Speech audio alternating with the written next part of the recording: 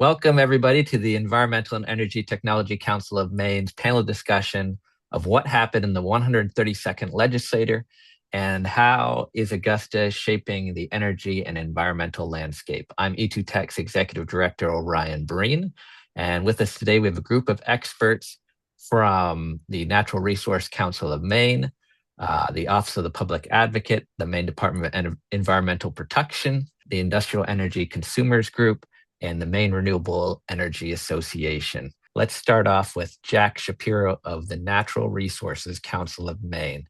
Jack, what are your big takeaways of what's been going on? My name is Jack Shapiro. I'm the Climate and Clean Energy Director with NRCM. NRCM has been around for more than 60 years with the mission of protecting, restoring, and conserving Maine's environment. We had a really good session on the climate and environmental front, and I'm just going to mention sort of three bills that we worked on that we thought were pretty significant. First one to mention is a bill that sort of takes the first step towards creating a climate superfund for Maine. This is a step that a number of other states have already taken, and really what it's designed to do is sort of inspired by the original federal superfund legislation. It's to hold the world's biggest climate polluters, oil companies, refiners, coal companies, and others accountable for the damage that the climate pollution that they are responsible for has caused in Maine. We know that just in the big winter storms from a couple years ago, there was more than $90 million of damage to public infrastructure. That's really just scratching the surface when it comes to coastal damage, flooding, droughts, and other things. And so what this bill would do is have the State Department of Environmental Protection, DEP, conduct an assessment of what some of those damages have been over the past roughly 20, 25 years. From there, we can move on to identifying those responsible parties and creating the program itself. So it's a really important first step there, because without a program like this, all of the damages, the infrastructure needs, the rebuilding, that all falls onto taxpayers to have that responsibility themselves. So we're excited about that one. The second one is a bill that reauthorizes the RGGI program.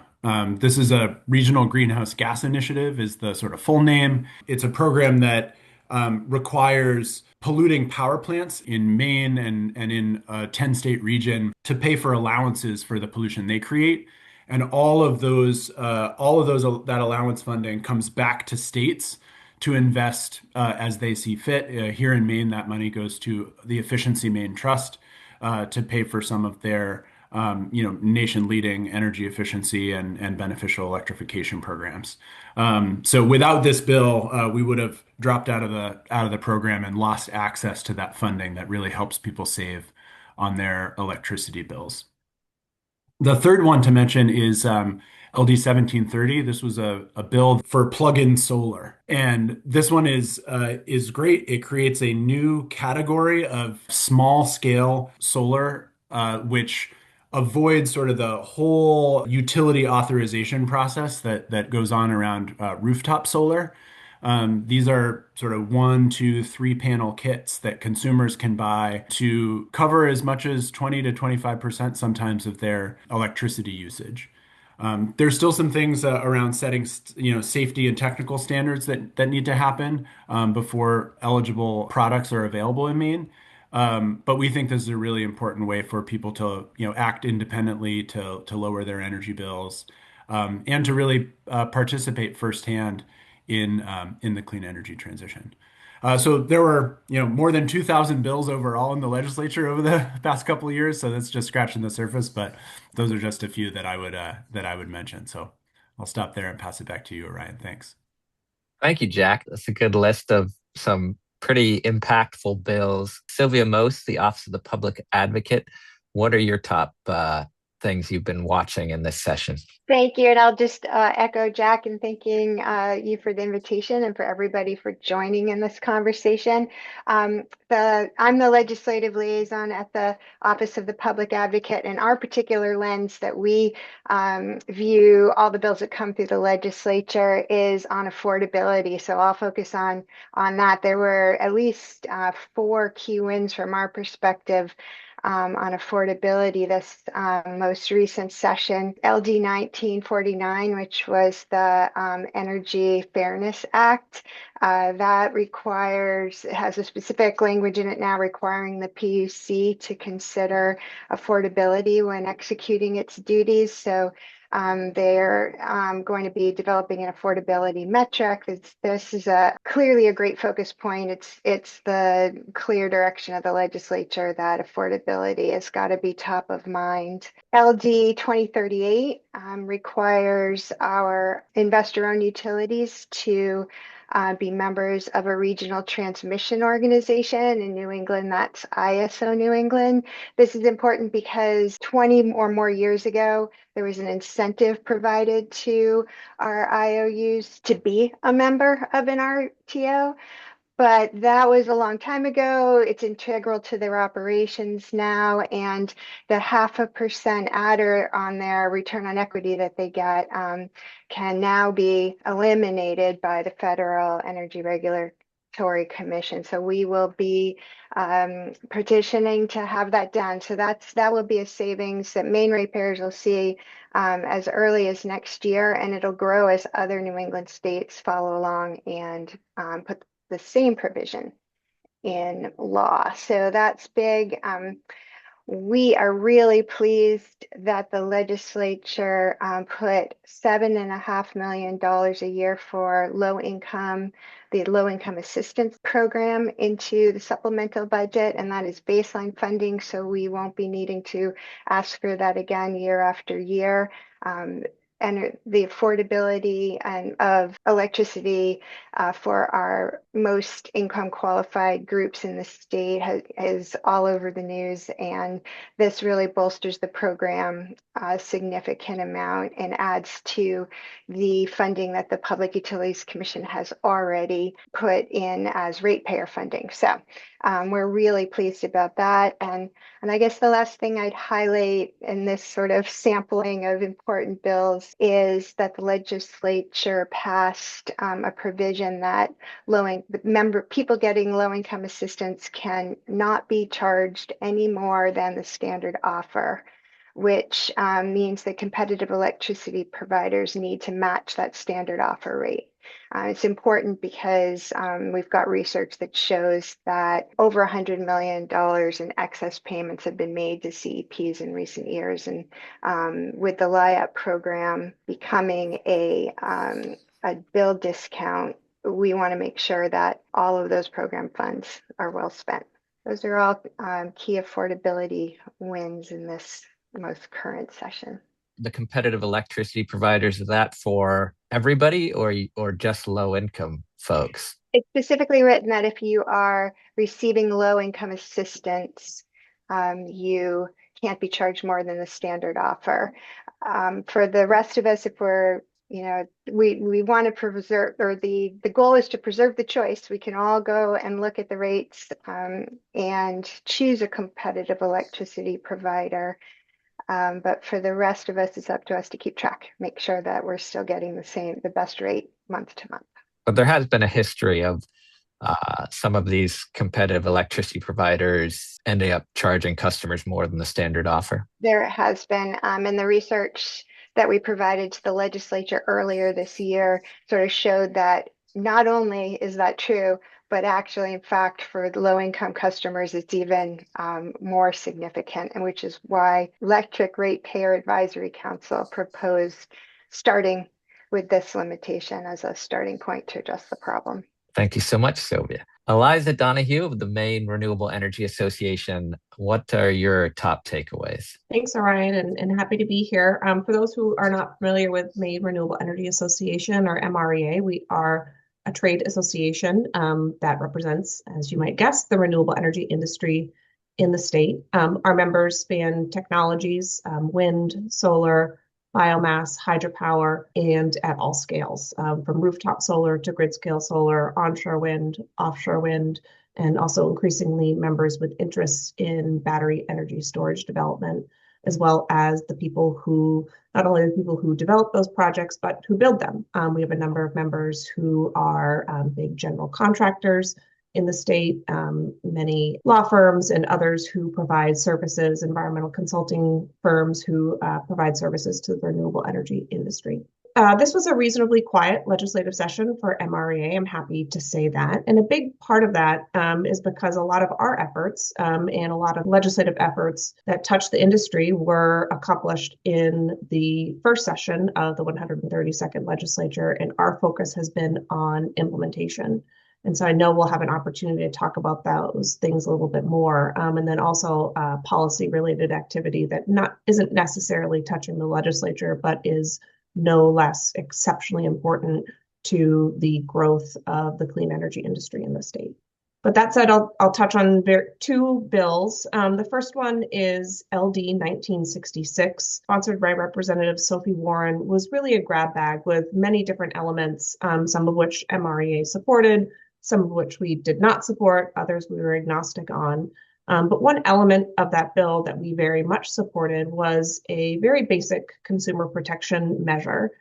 We were seeing that many of our members and others who receive invoices from utilities for kind of non-electric service were receiving invoices with exceptionally little description of what those invoices were for. And for those who are pursuing big initiatives, such as interconnection of storage facilities or of generation facilities, those can be in the millions of dollars. And when you have a bill that's in the millions of dollars or even in the thousands of dollars with only 4 line items, those line items very much could be very reasonable costs, but it's really hard to understand what it means. So what that portion of LD 1966 does is it says, give us a little bit more information. We're not saying that what is included in those invoices is necessarily incorrect, but we need more information so we don't need to kind of go into projected discussion or dispute resolution with the utilities to understand what the costs are and make sure that they're accurate. So that's one bill. The other one is a bill that LD 2174 that did not even make it really past the Energy and Natural Resources Committee, but it was a bill sponsored by Representative Chris Kessler having to do with permitting reform. When I think about MREA's really broad goals as an association, it's about creating stability and managing risk for those who are looking to develop new generation in the state. And this bill by Representative Kessler took some reasonable steps towards increasing predictability related to permitting. Even though the bill was ultimately unsuccessful, I do think that it really served as a great education opportunity. Had great conversations with Melanie and her team at DEP about maybe some reasonable paths forward, and certainly is the beginning of what I anticipate will be a much longer conversation about ways that we can make reasonable changes that can make Maine a more attractive and predictable place to do business, particularly as it relates to renewable energy. So leave it at that. And then with the last plug, and I know we're going to get there to talk about policy initiatives that, again, are not necessarily touching the legislature, but are no less incredibly important to the environment and energy. Thank you so much, Eliza. Part of that transition to not just bills that did or didn't pass or move forward, want to hear from Melanie Loyzim of the Maine Department of Environmental Protection. What's happening in Augusta, especially when it comes to the environment? Thanks for having me. I'm Melanie Loyzim, Commissioner at the Department of Environmental Protection, which, as you could probably deduce from the agency name, our focus during legislative session is very specifically on environmental protection. Also appreciated that this was fairly short and effective session, but there was a lot of good work that was done by everybody, and a number of pieces of legislation that have been signed by the governor have gone into law that I think will make good progress towards further environmental protection in Maine. One of those is LD 128. It was probably a bit of a sleeper for people, but in relation to permitting and permitting reform, that would allow for additional housing units to be included on lots without triggering subdivision review. So that is trying to help contribute to building additional housing and address the housing crisis that we're having in the state. But a really important part of that bill was also clarifying that the department can do permit by rule under the Site Location of Development Act, and that when we establish those permit by rule standards, we can do that through routine technical rulemaking. So that means that we can develop those standards and get those adopted and in place more rapidly. And we are right now working on developing those permit by rule standards specifically for housing developments and solar energy developments under the Site Location of Development Act. And so, right now, those kind of projects where you're disturbing more than 20 acres or creating more than 3 acres of impervious surface go through an extremely lengthy and rigorous review. We look at things like traffic, noise, water consumption, whether there's adequate utilities to serve the project. All of those are considerations that the department reviews as part of a Site Location of Development Act permit application.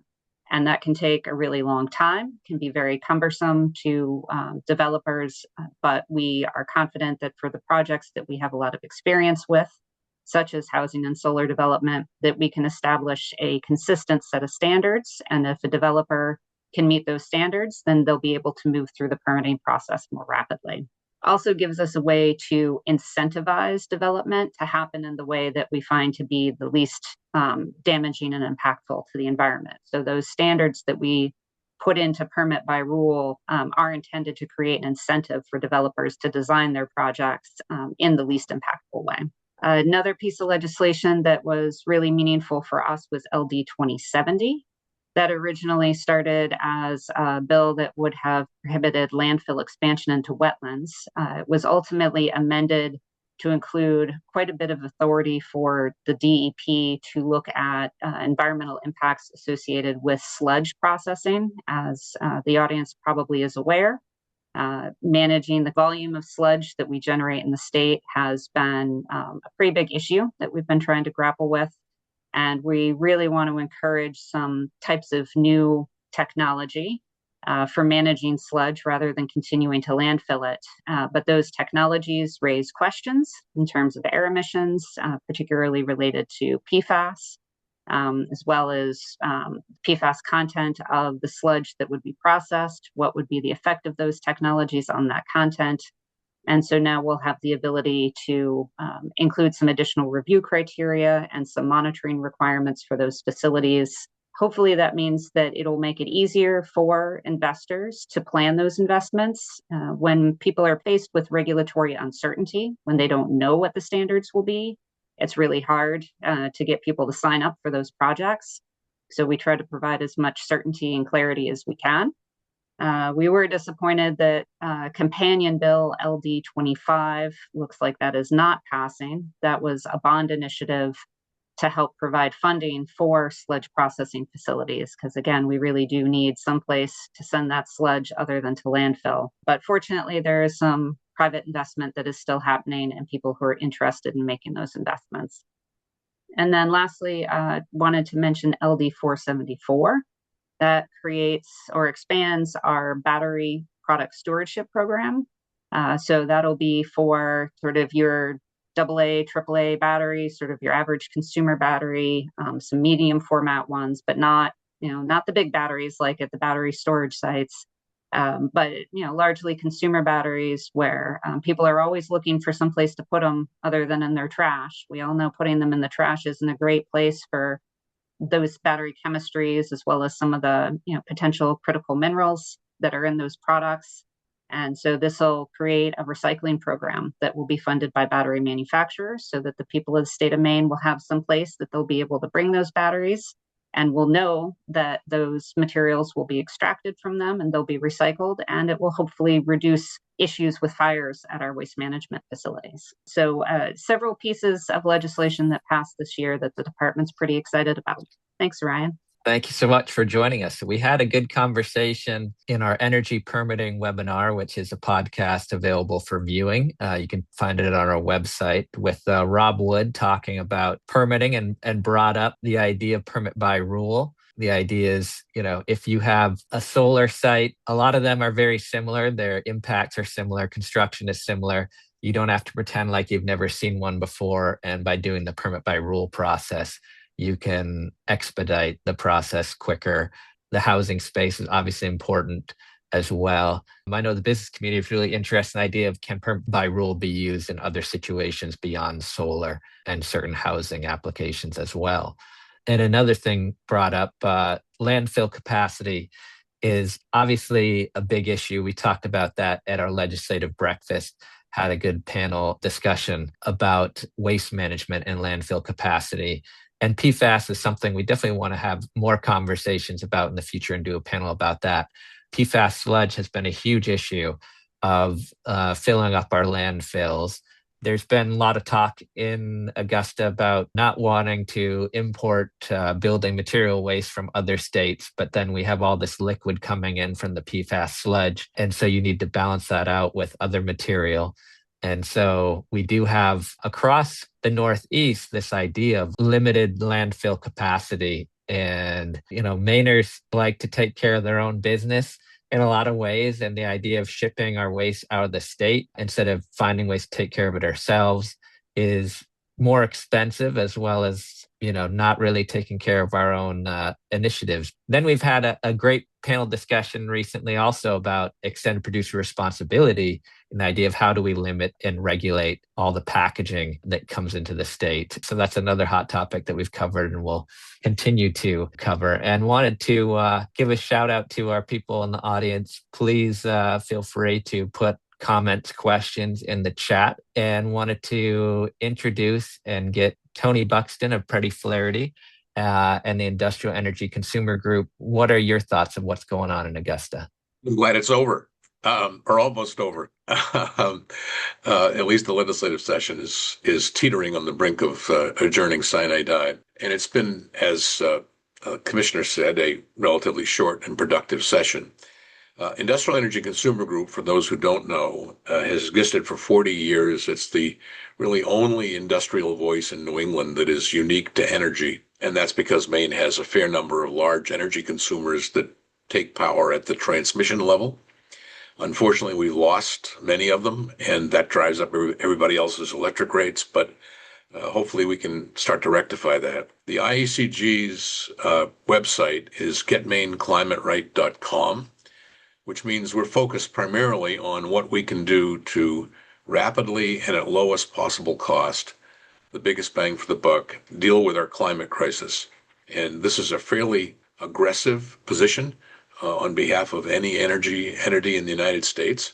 And I think people have a hard time dealing with us sometime because of that. But we're working on our relationships with the people on this call and at the legislature, and optimistic that we can make some more progress. With that said, let me say that I think we are at a transition point, perhaps an inflection point, because this legislature that is adjourning is and many of the people in it were the original legislature that adopted net energy billing.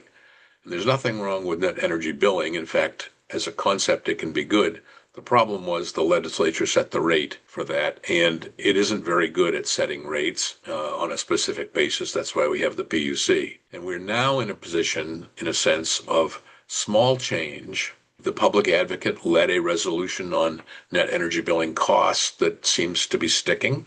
It's reduced costs somewhat, and thank you. More importantly, we seem to be working around the edges of energy cost, even in this era of affordability focus, and we need to do far more.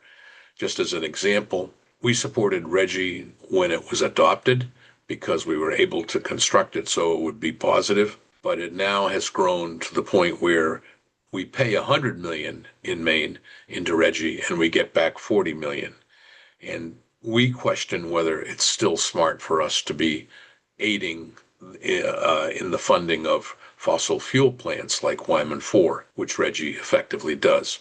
It gets much more complex than that, and I will acknowledge that, but that's the kind of thing that we want to look at in the future. Secondly, I want to comment on what we haven't done. The commissioner and MREA and others worked hard on permitting reform.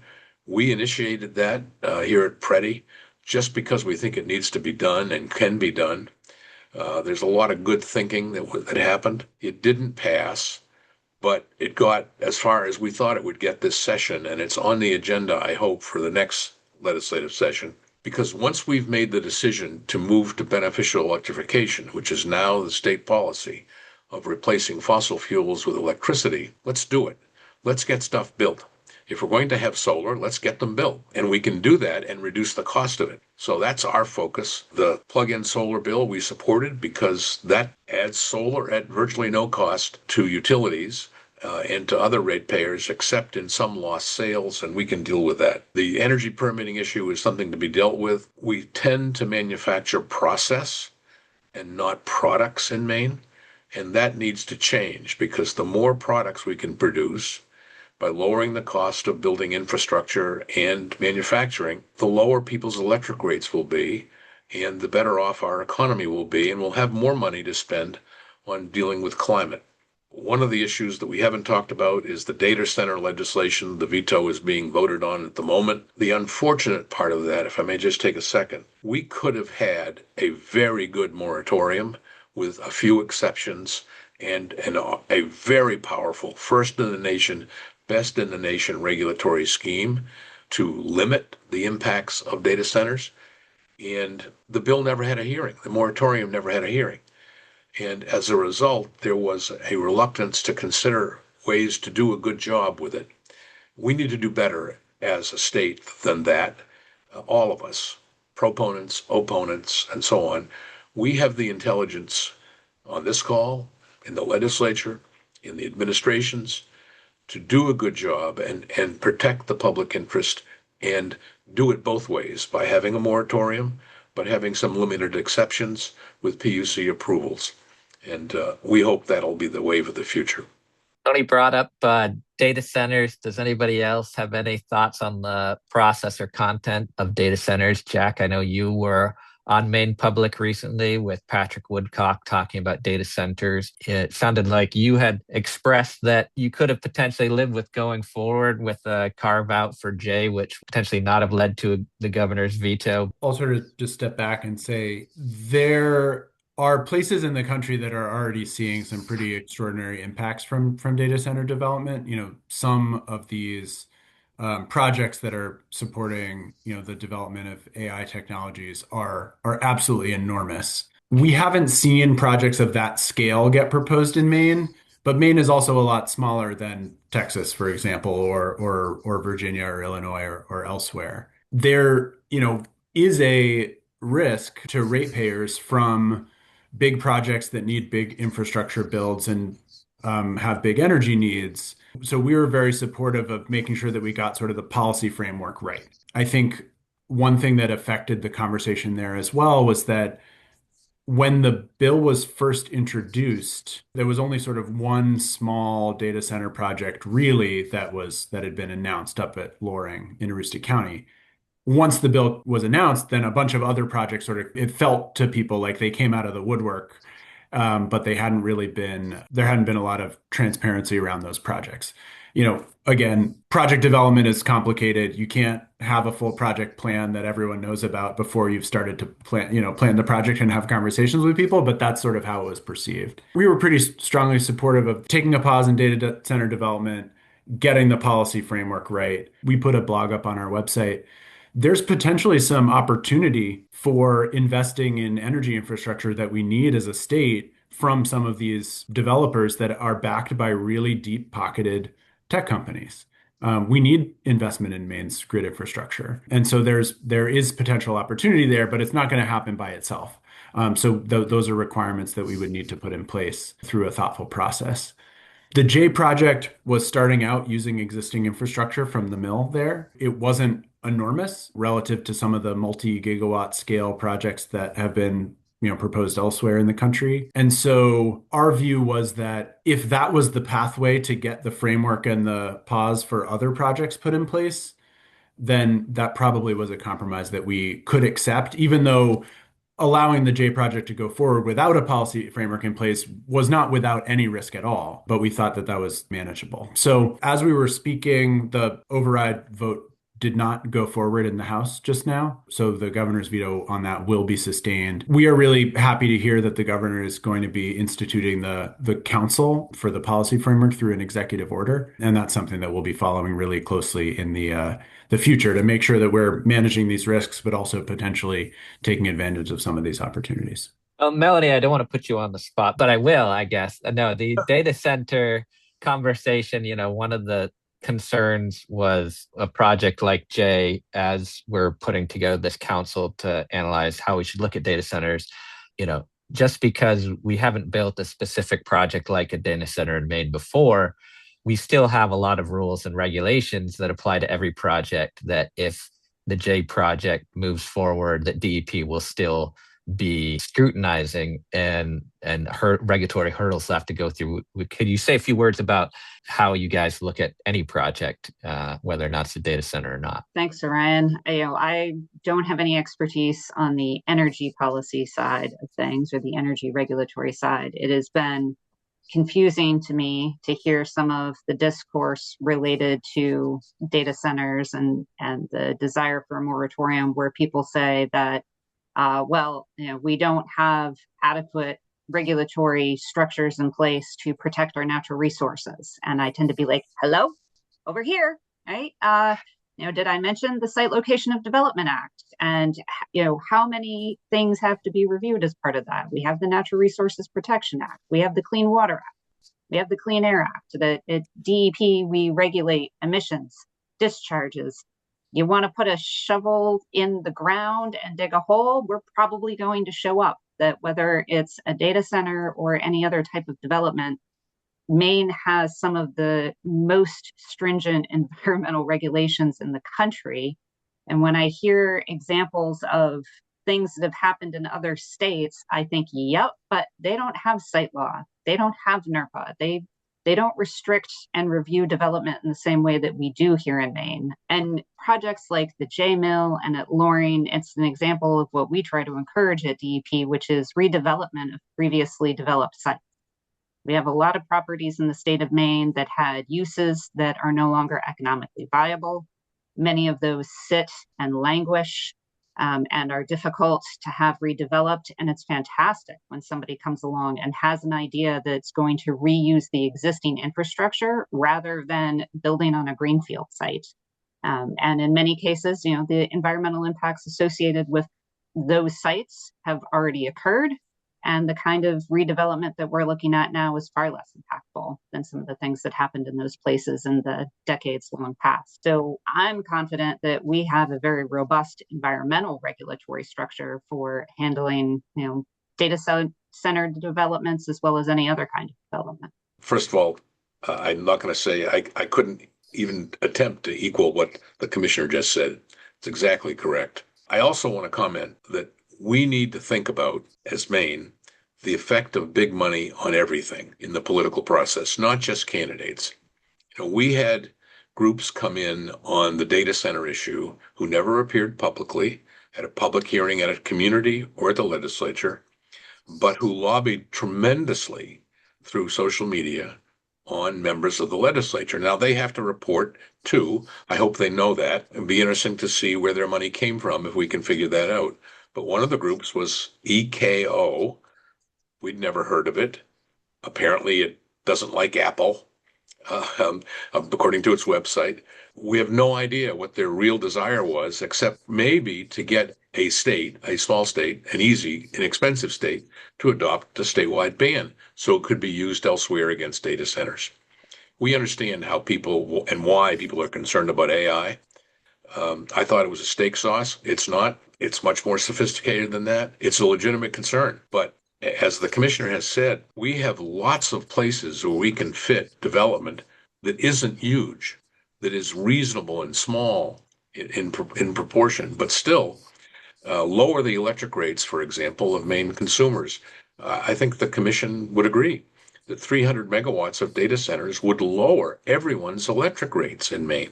Maybe not 600, but maybe 300. That's why we tried to forge a compromise, not the IECG, but other clients, in the legislative process.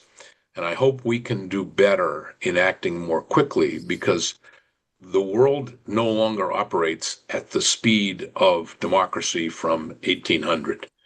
It's much faster. You're in or you're out, and we can achieve some good things for Maine, and I think we all want to do that. And E2 Tech is an excellent medium for us to be forced to talk to one another. Thank you. Thanks, Tony. I mean, we could talk about data centers for a long time, and so we'll move on. But just want to say, E2 Tech is looking at organizing a discussion about data centers in the future, and what do these projects look like? What could their impact be? And have a diverse set of voices and perspectives talk about it in a fact-based manner. And so keep an eye out for that. One of the things we were chatting about before we started recording previously was time of use rates. Jack or anybody, do you want to say a few words about time of use rates and what's happening with efficiency Maine and affordability? When we talk about electricity affordability, just to set up a baseline, the new Department of Energy Resources put out an analysis of this earlier this year. The number one driver of high electricity prices is natural gas dependence on the New England grid. We're part of a New England grid. Most of the generation there is natural gas. Because of the role that it plays, it sets the price of wholesale electricity almost all the time. And so we're really subject to those volatile prices, especially when we have high demand, either in the summer or in the winter. So that's the number one thing. Second thing is storm costs recovery. But the costs of the grid infrastructure, and we've saw CMP's big rate case request in the fall. There's another one that just came in. That cost of that infrastructure is also a big driver of costs. What time of use rates is all about is using rate design, basically making it less expensive to use electricity when the grid is not at its peak demand, which is basically any time except for weekday evenings. Having it be less expensive during non-peak times and a little bit more expensive during those peak times to help get more out of the infrastructure that we already have and are already paying for. And that helps avoid those increased, upgrade costs and infrastructure build out, or at least, postpone them potentially. So it's a part of a bigger approach around having more flexible demand and putting in place some other kinds of structures, economic structures, and other ways for potentially third parties to aggregate some of these load shifting approaches. Efficiency Maine is involved in this as well, and has a big interest in it. What we've seen is that CMP, for example, has a time of use rate, but there's something like only 1,000 ratepayers are on that rate. And so we feel like that's really underutilized. For some people, their lives are just not very flexible and they aren't going to want to change to that time of use rate. It won't help them. But there's a lot of other people who could. Maybe they have a dishwasher with a timer on it, and that actually is one of the largest electricity uses that they have, and they can set it to run in the middle of the night. Or a dryer. The bill, I believe, was 2140. I don't have it written down in front of me. Directed Efficiency Maine, who has a lot of customer-facing experience and has earned a lot of people's trust over the years. They're sort of being charged with helping to promote time of use rates for folks for whom it will benefit. And by doing so, I think we can sort of increase the understanding and uptake of these, which could really help all of us sort of lower those grid costs as a whole. And I know that OPA also was really interested in this bill as well. So I'm sure, Sylvia, maybe you have some stuff to add. Yeah, I was going to add to what you said, Jack. It is 2140, and we agree that Efficiency Maine sort of has a lot of experience with effectively marketing programs to customers. So they're directed to put together a program to inform people about this rate. But I would also point out that CMP has just launched a online rate calculator that any CMP customer can go online and use. It takes the last year of data from your home, and they run it through a program, and they come back and tell you what the best rate is for your household. So that has just been launched. And if you are a household that uses more than, I think, 700 kilowatts a month, you very well might already benefit from that time of use rate without changing anything. But I will say that I signed my husband and I up for it, and we have already changed when we use our dishwasher. So I think it's a lot about changing our habits, and the first step is to let people know that their habits make a difference. So we are interested in the results and effectively marketing time of use rates to people, not in a punitive way, but in an encouraging way. And I think I saw a question posted about whether the on-peak rate would be more expensive than the off-peak rate. I saw something flash by. Is that correct? Because Yes. the on-peak rate is more than the off-peak rate, but that on-peak time is just what Jack said. It's between 5 and 9 p.m. Monday through Friday. That's the on-peak time at the higher rate, and all other hours of all other days are at a much lower rate.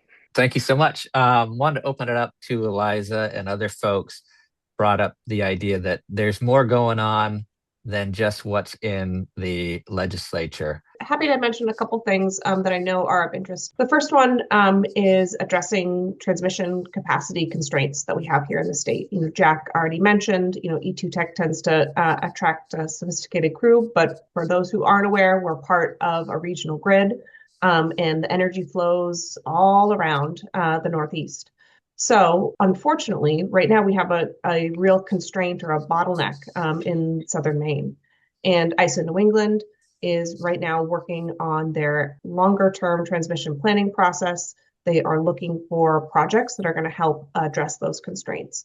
And that's really important for two reasons that are particularly important for MREA and its members. One, we need that additional capacity to build new renewable energy generation, but we also need it because those transmission constraints are negatively impacting our existing resources. So that means our hydropower resources, our biomass resources, our existing onshore wind and grid scale solar resources. We need to be able to get rid of that bottleneck so they aren't forced to curtail or other things that are impacting their bottom line, because we want to hold on to those existing resources because they are a big part of this very broad affordability conversation. And I hope others will talk a little bit more about the LTTP process. But another thing that MREA is really focused on is implementation of LD 1270, which came out of the first session of the 132nd legislature. And LD 1270 created the Department of Energy Resources and did a number of really important things. But of primary importance to MREA is it gave DOER the authority to regularly procure energy resources. In the past, that has been a legislative initiative. It has been a bit haphazard. Something that is of utmost importance to our members is predictability. And it was untenable for them to say, okay, we're just kind of wait and see how the legislative cookie crumbles.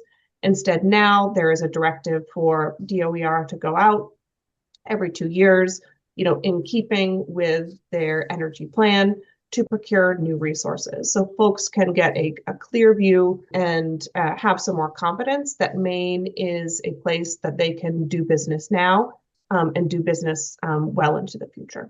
When I think about our present work, really making sure that new authority is well implemented, is reasonably exercised, et cetera, particularly in the early days. Right now, DOER is using that authority for its first procurement, is procuring battery energy storage. That is, a place where we're putting a lot of emphasis and resources. I want to endorse what Eliza has said, because what we've done, and Senator Lawrence makes this point, we've put in place the statutes to do energy the right way, which in our view is for Maine to act as a sovereign, to take energy steps that make sense broadly in the public interest as a sovereign that considers energy to be one of the very most important issues that it can affect all around us. The Canadian provinces, Canada itself, New York, Massachusetts, Connecticut, they behave as sovereigns. They do what's in their best interest. We tend to defer to the private sector. That's not adequate. You can't build power plants anymore without a commitment by the sovereign to ensure that they get paid, right? And as a result, we need to be careful how many we give the authority, that the right to be paid, at what price, For what purpose? Are they renewable? We need to play a role as an executive. If any of us are aware of a war in the Middle East right now, we're aware of the role of sovereigns in screwing up the world, right? And Maine can't be defenseless in that world. It needs to be proactive. Well, I hope that what we've created can be positively used, and that's really up to all of us. We will be talking about the LTT process at our Grid Resilience event on May 6th, so we'll put in a plug for that. But wanted to give everybody a chance to have a minute to talk about what they specifically are looking at going forward. Sylvia, do you want to go first? Sure. I'd say the OPA is watching the Department of Energy Resources as they put together the successor front-of-the-meter solar program that was envisioned in LD 1777 last session. We're looking for the cost-effective implementation of battery storage in the future. I think that's a key look ahead for us. Ryan, one thing IECG is looking at very hard is whether the state of Maine is going to just give away to other states the extremely valuable and lower cost renewable energy resources of northern Maine, or whether we're going to have the opportunity to have our utilities sell that power to other states and use the results to lower Maine energy costs for all ratepayers. That is not the present plan of the PUC. They announced yesterday that they've restarted, effectively stopped and restarted their RFP. None of us have any idea what went wrong. This is the second time something's gone wrong. The statute was passed in 2021 and canceled. The RFP was canceled in 2023. That resource could lower electric rates in Maine by tens of millions of dollars if we use it the way the other states would use it, which is on a profit-making basis. That's a huge issue for us that we're going to be focusing on starting tomorrow. Sylvia mentioned battery storage. That's another topic we're looking to discuss at our Grid Resilience event on May 6th. Eliza, what are you folks looking at? I'm happy to piggyback briefly about what you just said about storage, and then also just in agreement with what Sylvia already mentioned about looking at a DG successor program. Going back to what Tony mentioned earlier, about the rollback of Maine's net energy billing program. Right now, there is no program for front-of-the-meter distributed generation, and that is a real missed opportunity. So we need to rapidly create a successor program, one that is durable and can recreate investor confidence in the state. So we're looking forward to taking part in that process per what came out of LD 1777 from the previous session. But as it relates to storage, and then this kind of broader theme of soft costs, we know that the capital costs related to renewable energy infrastructure and to battery energy storage infrastructure fall every day. That means that we really need to focus our efforts on soft costs, and soft costs include permitting, which we've already talked about, but it also includes interconnection. And we're really taking a close look at where are some opportunities to use the grid that we have, to Jack's point earlier related to time of use rates. How can we use the grid that we already have and use it more effectively? Because it is not used to its maximum extent at all opportunities. And if we're able to be more creative about the ways that we allow new generation to connect to the grid, we can reduce the cost of those projects, which means reduced costs to ratepayers. And that includes interconnecting battery energy storage systems. Great. Melanie, final thoughts? Sure. I guess I'll give folks some other things to look forward to.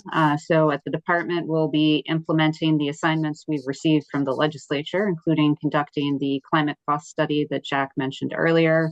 As I mentioned, we'll also be working on developing our first ever site law PBRs.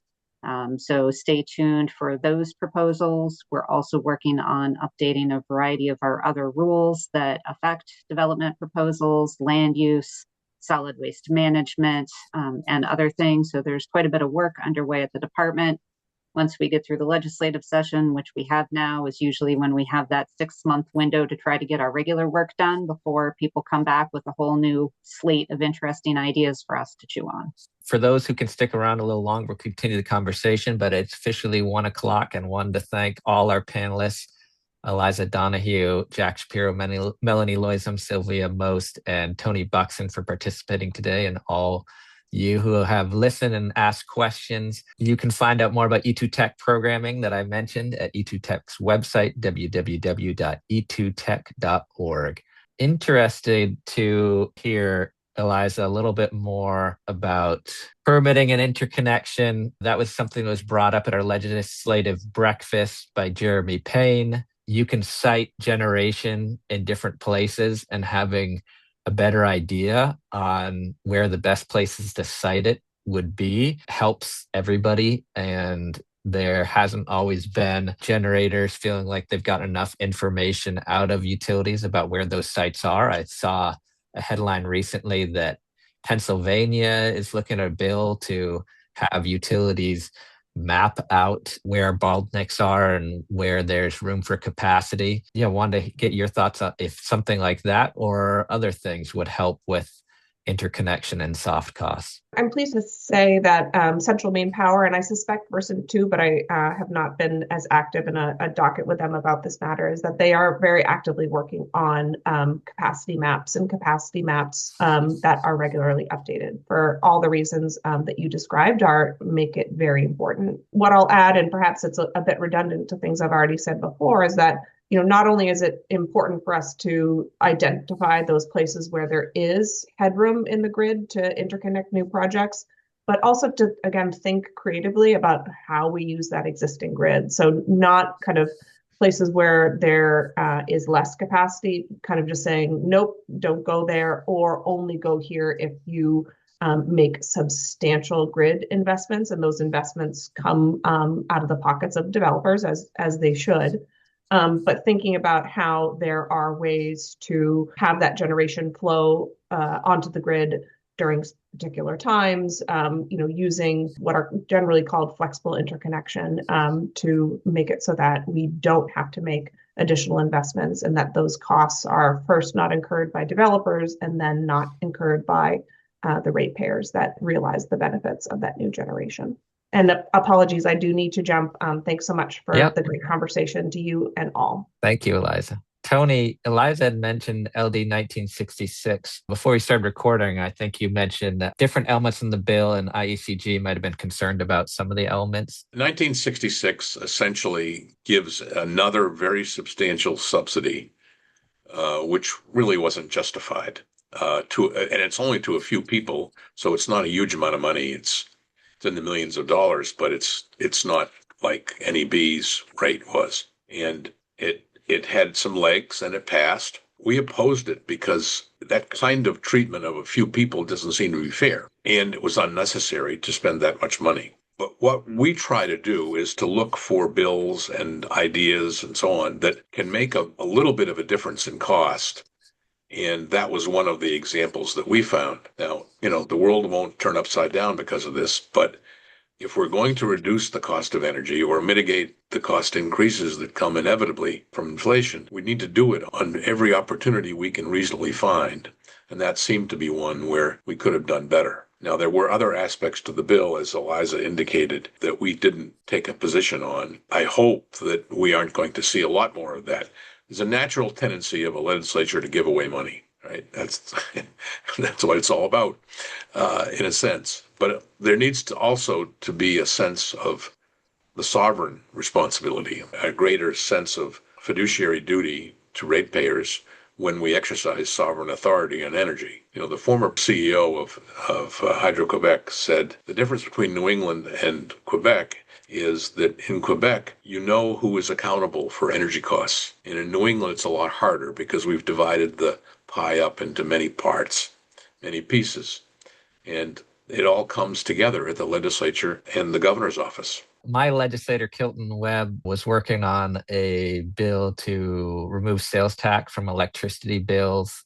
Did that go forward, or what happened with that bill? That actually passed through both houses of the legislature with significant support, but then it sort of went where many bills, good ideas go to die, which was the appropriations table, and there it lay. That was going to cost about $6 million a year, and it's a legacy. A sales tax on electricity had been rolled back to some extent. I think it's the first 550 kilowatt hours of electricity is not currently taxed.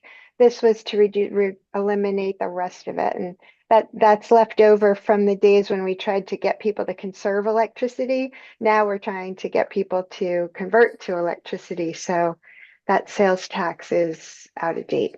Yeah, one of the topics we discussed in our legislative breakfast, which the podcast is posted on our website now, was the idea of different pieces of your bills and policy costs. And there's certain things now that we are looking to fund out of the general fund by supporting more low income. I believe you said funding support for low income people out of the general fund instead of out of ratepayers, paying different things out of your rates versus other sources adds on to people's bills, which people are very concerned about these days. And I'm sure it will be an ongoing discussion in future legislative sessions of what pieces of your bill should be covering what policy or other charges, especially as we're looking to encourage folks to use electricity to do more of home heating and more EVs, cars, and covering transportation. Responding to that really quickly, I had a whole great closing statement, Orion, but I guess it's going to have to save it for hear it now. Save it for the after party here. I think one of the things that we're looking ahead towards that's going to be really important is that we're going to have a new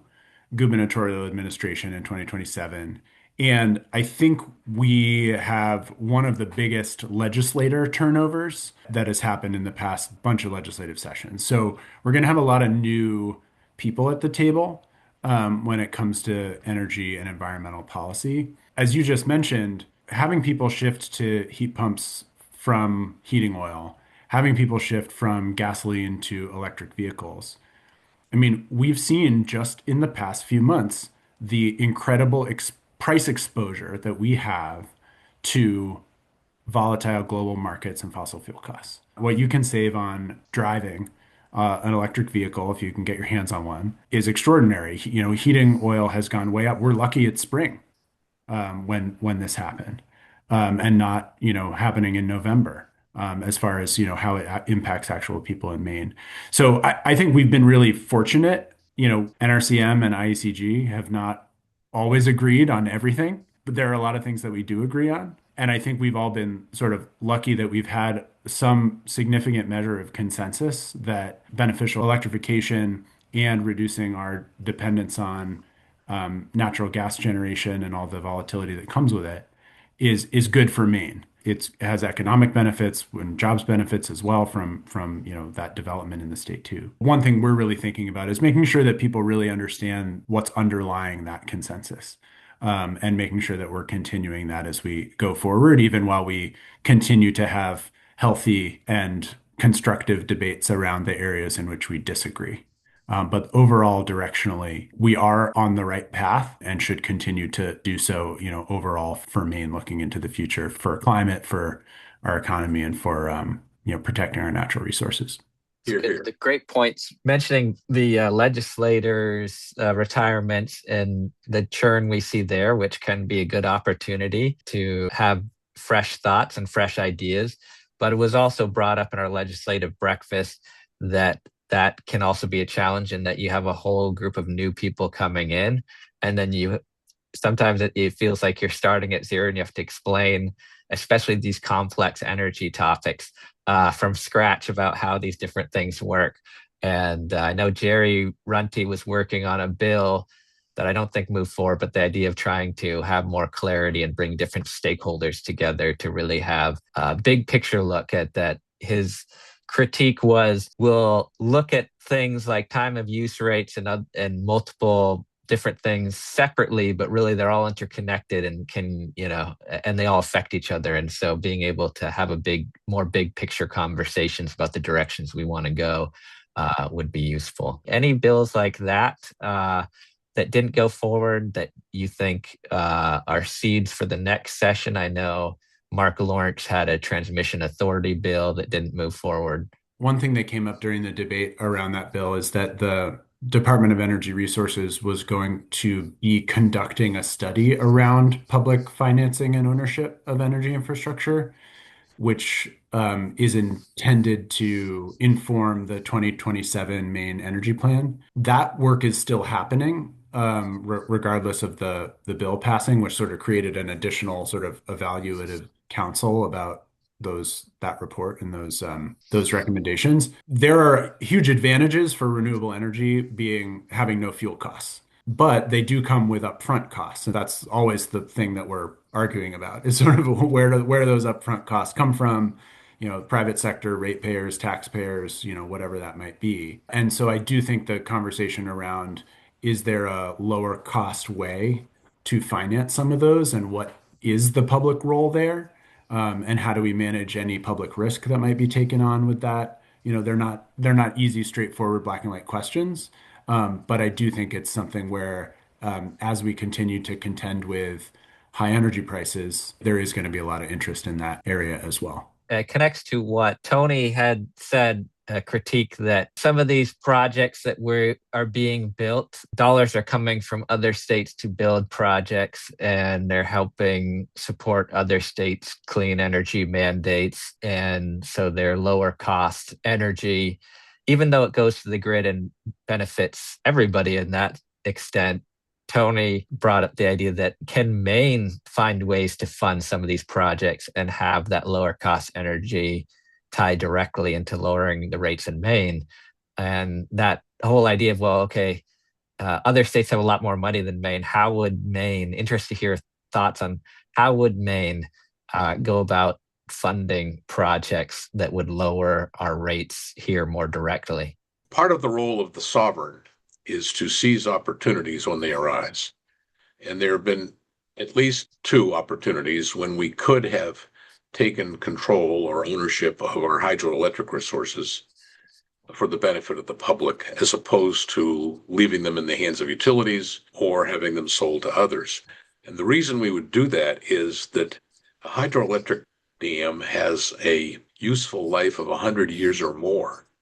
And so it makes it difficult to assess its value to society when we use a cost of capital that goes to 0 in 30 years.